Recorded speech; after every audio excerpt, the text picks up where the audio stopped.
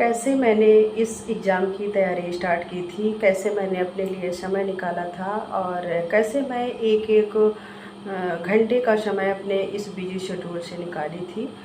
तो मुझे ना किसी को इसकी सफाई देने की ज़रूरत नहीं है कि मैंने क्या किया है, कैसे किया है।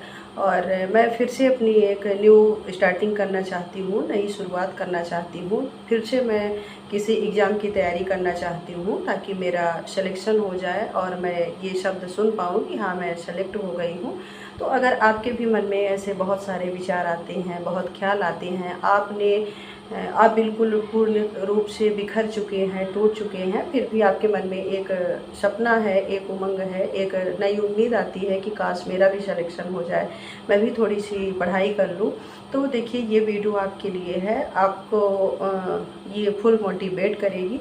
तो ये मैटर नहीं करता है कि आपने तैयारी की थी, आपका सिलेक्शन नहीं हुआ तो आपको लोग क्या कहेंगे, ताने देंगे कि अरे इतनी पढ़ाई की, इसका सिलेक्शन नहीं हुआ। देखिए, आपने जो तैयारी की थी उसमें आपको कुछ और ऐड करना है, बेस्ट करना है। आपको पहले ये देखना है कि हमें कमी कहाँ रह गई थी, हमने कहाँ पे कमी रखी कि हमारा सिलेक्शन नहीं हो पाया है।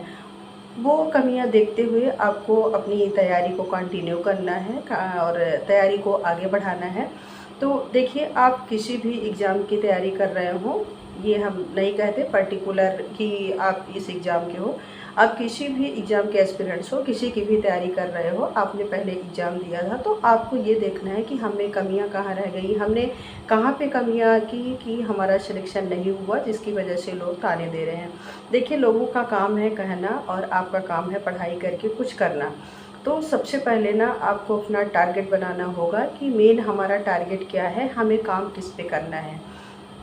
तो जब आपका एक टारगेट फिक्स हो जाता है, आपका गोल फिक्स हो जाता है, तो आप उस पर काम करना स्टार्ट कर देते हो। तो देखिए, आपका अगर सिलेक्शन नहीं हुआ है इन 2-3 सालों में, तो आप में क्या कमी थी, आप ये खुद पता कर लिए होंगे कि हमें क्या कमी थी जिसकी वजह से हमारा सिलेक्शन नहीं हुआ है। तो यहाँ पे अगर हम टीचर की बात करें तो एमपीटेट वर्ग 2 और 3 और 1 तीनों की मैं बात करूँगी। तो अगर आप नए एस्पिरेंट्स हैं, आप तैयारी करना चाह रहे हैं कि मतलब मुझे टीचर बनना है, अध्यापक बनना है, चाहे वो प्राइमरी का हो, चाहे मिडिल का हो, चाहे हायर सेकेंडरी का हो, मुझे टीचर बनना है। देखिए, सबकी कैटेगरी अलग अलग होती है, सबका लेवल अलग अलग होता है। तो आपको एक अच्छा अध्यापक बनना है, तो उसके लिए हमें क्या करना होगा, हम कैसे करें, क्योंकि हम कई सालों से तैयारी कर रहे हैं, हमारा सिलेक्शन नहीं हो पा रहा है, तो हम किस प्रकार से अध्यापक बने। तो देखिए, आज की वीडियो में हम यही कुछ एक्सपीरियंस शेयर करूंगी, मैं खुद का एक्सपीरियंस शेयर करूंगी कि मैंने इन दिनों कैसे अपनी पढ़ाई को कंटिन्यू रख रही हूँ, कैसे मैं अपना एक टारगेट फिक्स की हूँ और कैसे मैं थोड़ा थोड़ा करके टाइम अपना बचा रही हूँ और जो मेरी पुरानी कमियाँ रह गई हैं उन पे मैं एक नया इम्प्रूव ला रही हूँ। तो देखिए, अगर सबसे पहले मैं वर्ग 2 की बात करूँ, जो कि अभी फ़िलहाल आने वाली है वैकेंसी, वर्ग 2 और वर्ग 3 को लेके मैं यहाँ चल रही हूँ। तो वर्ग 2 वालों के लिए बात करूँगी, क्योंकि मैं वर्ग 2 की एस्पिरेंट हूँ, तो सबसे पहले तो मैं उसी पे बात करूँगी। तो देखिए, अगर आप वर्ग 2 की तैयारी कर रहे हैं तो सबसे पहले आपको अपना सिलेबस निकलवाना होगा। सिलेबस निकलवाइए और उस सिलेबस को देखिए कि किस टॉपिक से कितने क्वेश्चन पूछ रहा है और कितना ऐड किया है। उसके बाद जैसे ही आपको सिलेबस पता चल जाता है, तो आप एक अपनी बुक लिस्ट देखिए और ये देखिए कि मतलब कितनी बुक लिस्ट इसकी कैसी है, क्या कैसे आ रहा है। तो आप बुक लिस्ट को इकट्ठा करिए, आपको जो भी मार्केट में अवेलेबल होती है, जो भी अच्छी बुक लगती है, तो आप ले लीजिए। देखिए, हर राइटर का अपने हिसाब से अच्छा कंटेंट होता है, सबको ये अपने हिसाब से अच्छा देते हैं, पर डिपेंड करता है आपके ऊपर कि किसकी लैंग्वेज आपको ज़्यादा समझ में आ रही है, किसकी बुक आपको ज़्यादा पसंद आ रही है। तो आप उस प्रकार से एक बुक लिस्ट अपने लिए तैयार कर लीजिए। उसके बाद आप ना पढ़ना स्टार्ट कर दीजिए, ठीक है। तो जैसे अब बहुत सारे ऐसे एस्पिरेंट्स हैं जिनको ये कहना है कि मैं 1-2 महीने बाद पेपर होगा, हम कैसे तैयारी करें, क्या करें। तो देखिए, सबसे पहले मैं कहूँगी कि आप ना, जैसे आपकी जो सब्जेक्ट हो गई, साइंस हो गई, साइंस में खुद ही 3 सब्जेक्ट रहेंगे, मैथ रहेगी, हिंदी, इंग्लिश, पेडागॉजी और मैनेजमेंट भी दे रहा है, कुछ कंप्यूटर भी रहेगा। तो यानी कुल मिला के आपके 7-8 सब्जेक्ट हो जाएंगे। अब 7-8 सब्जेक्ट पे आपको ध्यान देना है, पढ़ाई करना है। तो देखिए, सबसे पहले अगर आप स्टार्टिंग कर रहे हैं तो आप 2 सब्जेक्ट को लेके चलिए। जैसे एक आप सुबह पढ़ लिए और एक आप शाम को पढ़ लिए, और उन मतलब बीच में जो भी आपको टाइम मिलता है, जैसे दोपहर का मिल जाता है या किसी और टाइम पे मिल जाता है, तो उन दोनों सब्जेक्ट को आप क्या कर लीजिए, रिवाइज कर लीजिए, ठीक है ना। तो अभी आप प्रॉपर 2 सब्जेक्ट को लेके चलिए। मैं बात कर रही हूँ गृहिणियों की, जो गृहिणी है, क्योंकि उनको ना पढ़ाई के साथ साथ बहुत सारे काम हैं, और घर के काम, बच्चों की जिम्मेदारियाँ, और उनको बहुत सारे काम होते हैं। तो उनके लिए ना अभी 2 सब्जेक्ट ही प्रॉपर रहेगी, अच्छी रहेगी। और अगर देखिए 2 सब्जेक्ट को भी आप कंटिन्यू लेके चल रहे हैं तो आपकी तैयारी बहुत शानदार हो जाएगी। अगर आप स्टूडेंट्स हैं, आप सिर्फ पढ़ाई कर रहे हैं, आपके पास अगर कोई काम नहीं है, तो आप और सब्जेक्ट को ऐड कर सकते हैं। जैसे टाइम के अकॉर्डिंग आप करिए कि आपको कितना टाइम मिलता है। जैसे जो स्टूडेंट्स हैं जो सिर्फ पढ़ाई कर रहे हैं, उनके पास कोई काम नहीं है, बस खाना, सोना और पढ़ाई करना। तो आप ना अपने टाइम के हिसाब से अपनी सब्जेक्ट को कलेक्ट कर सकते हैं और तैयारी उस हिसाब से कर सकते हैं। अब देखिए, जैसे आपकी जो पर्टिकुलर सब्जेक्ट है उस पर मेन ध्यान दीजिए, और एक आध सब्जेक्ट और, चाहे हिंदी ले लीजिए, इंग्लिश ले लीजिए, या मैनेजमेंट, पेडागॉजी, जो भी कर लीजिए। अब देखिए, बहुत सारे ऐसे एस्पिरेंट्स होते हैं जिनको कुछ सब्जेक्ट बहुत ज़्यादा डिफ़िकल्ट लगती है।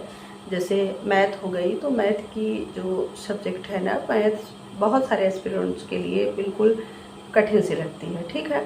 तो आप उसमें ध्यान नहीं देते, और जब आपका पेपर होता है उस टाइम पे आप सिलेक्शन से चूक जाते हो, क्योंकि आपका जो मैथ का नंबर है वो एक भी नहीं मिला है, यानी आप मैथ किए नहीं हो।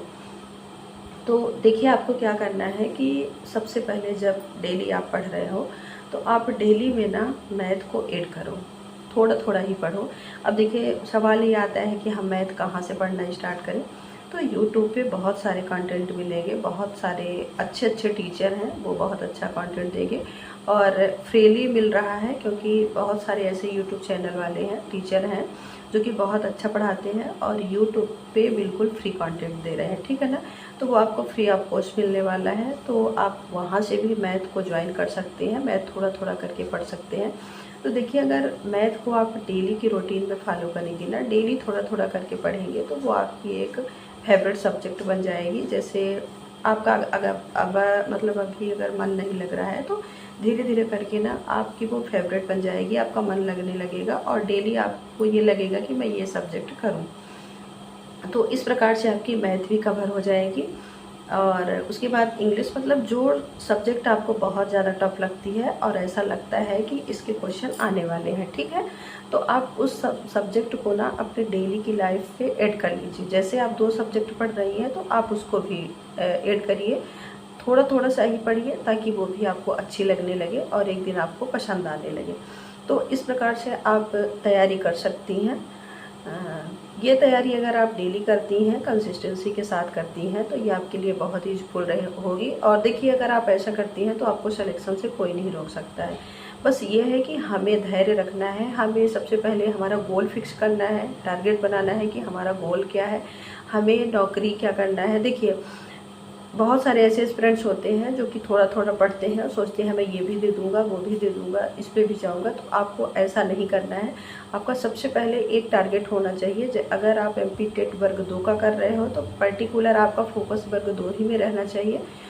उसके बाद अगर कोई वैकेंसी आती है तो आप उसमें फॉर्म डाल सकते हो, क्योंकि सिलेबस ना लगभग थोड़ा सा मिलता जुलता रहता है। तो आप अपने टारगेट से मत बदलिए कि हमारा टारगेट MP टेट वर्ग 2 है, तो मैं ऐसा करता हूँ कि वर्ग 2 तो देता हूँ, साथ में मैं पटवारी की तैयारी शुरू कर देता हूँ, साथ ही मैं MPSI की कर देता हूँ, साथ में मैं पुलिस की कर देता हूँ। आप ऐसा बिल्कुल मत करिए।